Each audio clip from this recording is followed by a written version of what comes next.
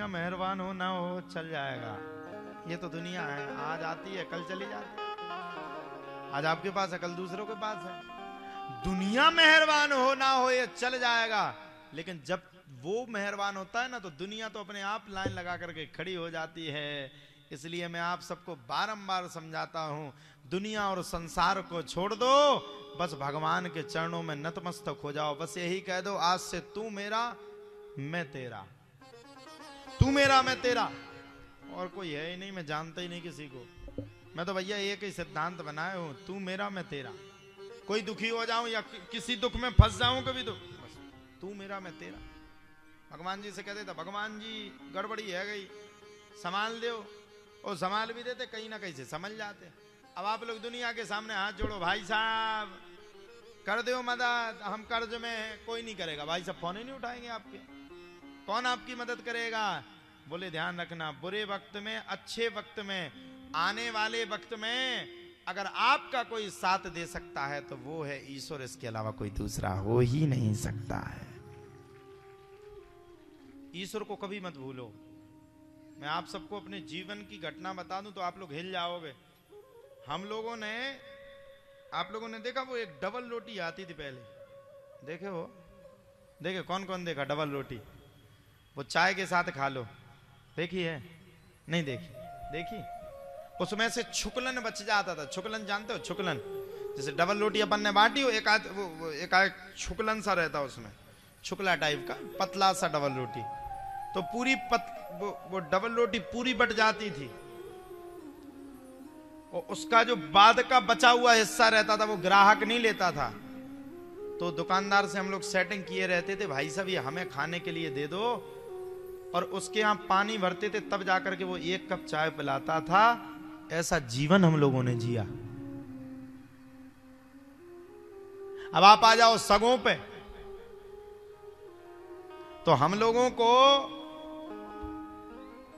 Serious बात बता दें, वाह वाह, जय हो स्वामी जी की। सत्यनाथ जी पधारे, ये हमारे ही क्षेत्र के महाराज जी हैं, और ये बड़े सुंदर संत, ताली बजा दो। ये टहरका में पूजनीय महाराज जी का स्थान है, और तुम अगर पर ही आओ।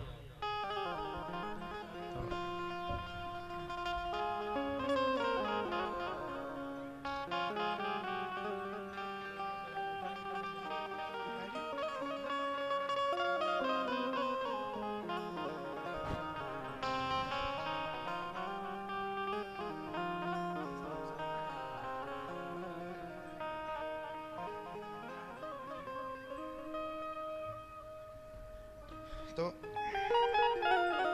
ये फूलमाला आज मिल गई, पहले नहीं मिलती थी।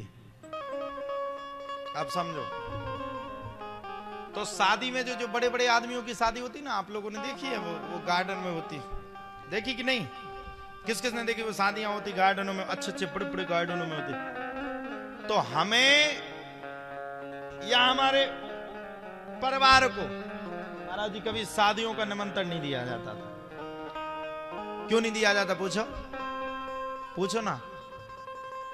इसलिए नहीं दिया जाता था क्योंकि हम लोग वीवीआईपी नहीं थे, पहनने के लिए कपड़ा अच्छे नहीं थे, और सभी लोग कहते थे अगर इनको बुलाएंगे तो इंसल्ट हो जाएगी शादी में, बुलाया नहीं जाता था। शादियों में आमंत्रित नहीं किया जाता था, आमंत्रण देने के लिए मना कर दिया जाता था, कोई सम्मान नहीं देता था। अरे वो दिन तो छोड़ो, अब जीवन के क्या दिन आपको बता दें। हम लोगों के पास तो खुद के कपड़े लेने के लिए पैसा नहीं रहते थे। हम लोगों ने भी दुनिया के सामने खूब हाथ जोड़े, संसार को खूब अपना बनाया। हमारे पिताजी की जीवनी, अब देखो, एक मुख्यतर परिवार में से महाराज जी, एक छोटे से परिवार का व्यक्ति उतना ही कर सकता है जितना हो सकता है। पिताजी खेती करते थे, घर में गाय का दूध होता था, माताजी बेच करके हम लोगों का जीवन का भरण पोषण करती थी। और इस बात को लेकर के हम लोगों को अपमानित किया जाता था कि किसान का बेटा किसान ही रहेगा। लेकिन शायद जो अपमानित करते थे वो ये भूल गए कि किसान का बेटा या चाय बेचने वाला इस देश का प्रधानमंत्री भी बन सकता है, इसमें कोई संशय नहीं। मंत्री का बेटा कभी मंत्री नहीं बन सकता। प्रधानमंत्री का बेटा कभी प्रधानमंत्री नहीं बन सकता है। अब हम यहाँ व्यास गद्दी से कहें तो कल फिर न्यूज पे हमें चलने लगेंगे। प्रधानमंत्री का बेटा कभी प्रधानमंत्री नहीं बन सकता। पूछो क्यों नहीं बन सकता? क्योंकि उसको अनुभव नहीं है। वो काजू किशमिश में सोने की चम्मच में पैदा हुआ, उसको सोने की चम्मच का अंदाज है, उसको एसी का अंदाज है, उसको अंदर रहने का अंदाज है, उसको करोड़ों रुपए में बैठने का अंदाज है। वो मेहनत नहीं कर सकता। वो बाहर निकल करके पसीना नहीं बहा सकता है। क्यों नहीं बहा सकता? क्योंकि एसी की आदत है, उसको हैबिट ही नहीं, बाहर निकलना ही नहीं है, करना ही नहीं है उसको काम। बोले मेहनत करने वालों की कभी हार नहीं होती है। पाता कौन है इस संसार में? बड़ा कौन बन पाता है? जो भगवान की कृपा को पा सके और जो दिन और रात मेहनत करने में कभी ना चूके, वही इस संसार में कामयाब हो सकता है। कोई दूसरा नहीं हो सकता है। जब हम लोगों को नहीं बुलाया जाता था तब हम लोग भी सोचते थे कि एक दिन वो आएगा। मैं सोचता था, हम 2 भाई हैं, 1 बहन है। हमारी बहन की स्वयं शादी में हमारे अपनों ने हमें पैसा नहीं दिया था। हमारे पिताजी ने जमीन पे कर्ज निकाल करके यहां वहां से पैसा मंगा करके अपनी बहन का ब्याह किया था हम लोगों ने। और सुनो, वहीं की स्थिति तो मैं बता देता हूं, सुन लो।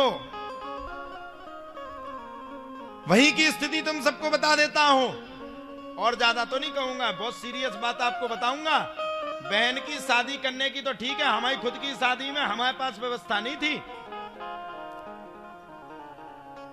लेकिन हमारी भी शादी हो गई, हमारे भाई की भी हो गई, हमारी बहन की भी हो गई। जो हमें बुलाते नहीं थे, आज वो कहते भैया एक फोटो खिंचवा लो, हम आपके साथ फोटो खिंचवा लेंगे तो हमारा भी नाम हो जाएगा। आज वो कहते हैं। हम उन लोगों से थोड़ा दूर ही रहते हैं। क्यों रहते हैं? हम कहते हैं अब पता नहीं तुम कब तक हमारे साथ हो, जौन दिन तुम्हें डर लग जाएगा तुम सरक जाओ। क्यों विधायक जी, सही कहा कि नहीं? इसलिए संसार के चक्कर में मत पड़ो, संसार पति नाथ के चक्कर में पड़ो। हमें तो भगवान ने वो दिया जिसका गुणगान करना बड़ा मुश्किल है। इतना बड़ा मंच दिया, इतने बड़े मंच पे बैठाने की औकात दी, हमें सुनने के लिए सब जन बैठे। आप विधायक हो वो तो ठीक है, हम विधायक तो ठीक है, हम चपरासी से मिलने की औकात नहीं थी हमारी। कोई चपरासी नहीं मिलता था, हमें तो लात मार के भगा देते सब लोग। और आज विधायक जी बैठ करके कथा सुन रहे हैं, तो ये हमारी मेहरबानी नहीं है, ये हमारे कन्हैया जी की और हमारे संकट मोचन धाम की मेहरबानी है। ये हमारी मेहरबानी नहीं, हमारे पिता माता पिता की मेहरबानी है। हम फिर कहना चाहेंगे, हमारे मन में निश्चय था, हम कहते थे अपने गांव में कि एक दिन हम वो कथा करेंगे, दुनिया देखेगी तो सब लोग हमारी हंसी उड़ाते थे। ले पहनने के लिए तो नहीं है शर्ट, जे भागवत करने के लिए चल पड़े। हम कहते थे नहीं नहीं दिन आएगा, वो नहीं दिन आएगा। और वास्तव में संस्कार परवान ने जब से हाथ पकड़ा, जब से हमारे मनोज भैया ने हाथ पकड़ा, त्यागी जी वो हमारे पिता हैं, जब से उनने हाथ पकड़ा तब से तो ऐसा हाथ आगे बढ़ गया, ऐसी कृपा हो गई भगवान की कि आप सब बैठ करके हमारी कथा को सुनने के लिए। बताओ, एक लड़का को जिसकी उम्र महज 24 साल है, एक 24 साल के बालक को सुनने के लिए हजारों की तादाद में जनता है, पूरा पंडाल भरा हुआ है। अरे उसकी मेहरबानी नहीं तो ये क्या है, इससे बड़ा क्या हो सकता है? इसलिए ध्यान रखना, आया है सो जाएगा राजा रंक फकीर, कोई चढ़ चला सिंहासन पर, कोई बंधा जंजीर, कोई ना कोई एक दिन जाएगा। हम लोगों के पास पैसा नहीं होते थे, हम अपनी बहन को नहीं पढ़ा पाते थे बचपन में। हमारी जिंदगी में बड़े बुरे दिन थे, हम बहन को नहीं पढ़ा पाते थे। हमने तुरंत निर्णय लिया, जिस दिन से हम संकट मोचन धाम के महंत बने, उसी दिन से हमने तत्काल निर्णय लिया कि आज से, अभी से हम गरीब बच्चियों के लिए राधा पाठशाला बनवाने का काम करेंगे। हमने वहां पे संकल्प लिया राधा पाठशाला बनवाने के लिए, और राधा पाठशाला बनवाने के लिए निरंतर काम कर रहे हैं। इसलिए दुनिया आपको माने ना माने, भगवान को मानना चाहिए। एक बार बोलना पड़ेगा, राधे राधे।